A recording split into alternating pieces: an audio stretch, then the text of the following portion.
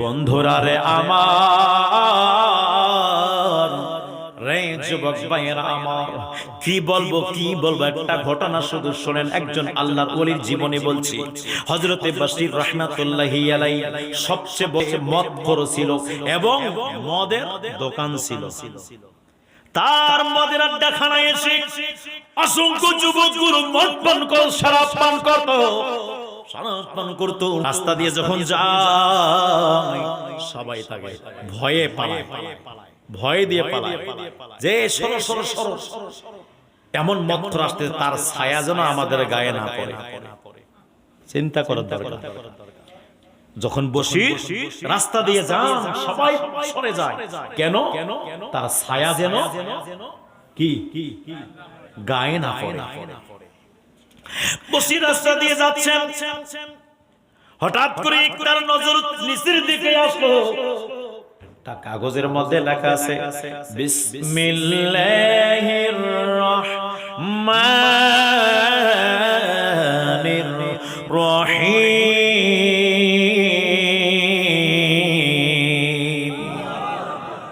বিসমিল্লাহির রহমানির রহিম লেখা। এইবার কাগজটা তিনি তুললেন, তোলার পরে সুন্দর করে ঝাড়লেন, ঝাড়ার পরে এইবার সুন্দর করে উপরে রেখে দিলেন। পরের দিন আবার যখন তার মদির কোম্পানিতে আসলেন, এমন একটা সময়, নির্দিষ্ট সময় ছিল, এলাকার মানুষ তার সাথে দেখা করতে পারত না, কেউ যাওয়ার অনুমতি ছিল না। মদের আড্ডাখানায় বসে বসে সে মদ পান করে মাতাল হয়ে থাকতো। ইন দি মিন টাইমে একজন ব্যক্তি চলে আসছে, আসার পরে দরজার মধ্যে নক করলেন। বসে তার অফিস থেকে আওয়াজ দিয়ে বললেন, কে? ওই ব্যক্তি যিনি পথিক আসছেন বলে, আমি আল্লাহ পাকের দূত আপনার কাছে আসছি। জোরে জোরে কি বলা যাবে না? সুবহানাল্লাহ। দরজা খুলে দিলেন। দরজা খুলে দিয়ে দেখছে অন্য কেউ নয়, অন্য কেউ নয়। দরজা খোলা মাত্রই দেখলেন ওই এলাকার সবচেয়ে বড় বুজরুক, ওই বুজরুক ব্যক্তি দরজা খুলে দেখলেন বুজরুক ব্যক্তি দাঁড়ায় আছে। হুজুর, কি ব্যাপার? আপনি আসেন আসেন। কি ব্যাপার? কেন আপনি আসছেন বলেন?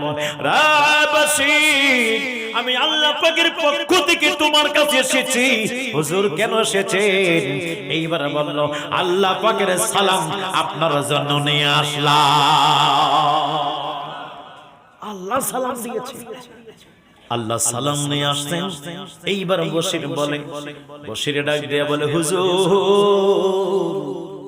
ও হুজুর, জীবনে কোনোদিন ভালো আমল করি নাই, আল্লাহ পাক সালাম আমারে দিল।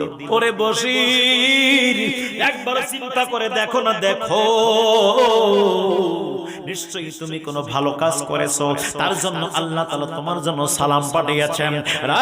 বশির, আমিও জানতে চাই, বলো না তুমি কি ভালো কাজ করেছো? এইবার বশির ডাক দিয়ে বলে, হুজুর, আমার কোনো ভালো কাজ নাই, তবে হ্যাঁ, একটা ভালো কাজ আমার মনে আছে। গতকালকে যখন মদ পান করে পাগল হয়ে মাতাল হয়ে বাসার দিকে যাচ্ছিলাম, হঠাৎ করে আমার চোখ নিচের দিকে চলে যায়। ওই কাগজের মধ্যে লেখা ছিল বিসমিল্লাহির রহমানির রহিম। আমি এখন চিন্তা করতাম, আল্লাহ ও রব্বুল আলামিন, আমি বশিরের এত শান শৌকত আছে, কিন্তু আল্লাহ তুমি তো সব সারা পৃথিবীর স্রষ্টা আছো, তোমার নামটা নিচে পড়ে থাকবে এটা হতে পারে না। আল্লাহর নাম নিচে পড়ে আছে। আমার বড্ড মায়া চলে আসলো, আল্লাহ নামটা তুলে জেরে মুছে সুন্দর করে উঁচু জায়গায় রেখে দিয়েছি। এটা ছাড়া আমার কোনো আর আমল নাই। এইবার বশির বলল, হুজুর, এটাই একমাত্র আমার আমল। এইবার আল্লাহর ওলি ওই বুজুর্গ ব্যক্তি ডাক দিয়া বললেন, এই আমলের বিনিময়ে আমার আল্লাহ তাআলা আপনার জীবনের সমস্ত গুনাহগুলো মাফ করে দিয়েছে। আল্লাহ পাক এই আমলের জন্য তার জীবনের গুনাহগুলো মাফ করে দিয়েছে রে। ও বন্ধুরি, ওই দিন থেকে হযরতে বশির আর জুতা পায়ে দেন নাই। কিতাবের মধ্যে আসছে জীবনে আর কোনোদিন স্যান্ডেল পায়ে দেন নাই, জুতা পায়ে দেন নাই। কেন দেয় নাই? মুরিদরা ওনারে জিগাইলো, হুজুর কি ব্যাপার, কি ব্যাপার, আপনি জুতা কেন পরেন না, স্যান্ডেল কেন পরেন না? বলে এই জন্য পরি না, যখন আল্লাহ পাকের পয়গাম আমার কাছে আসছে, সালাম আসছে, ওই সময় আমি বশিরের পায়ের মধ্যে স্যান্ডেল ছিল না। অতএব ওই সময় আমি যেমন ছিলাম এই রকম থাকাটাই আল্লাহর কাছে এত পছন্দ হয়েছে।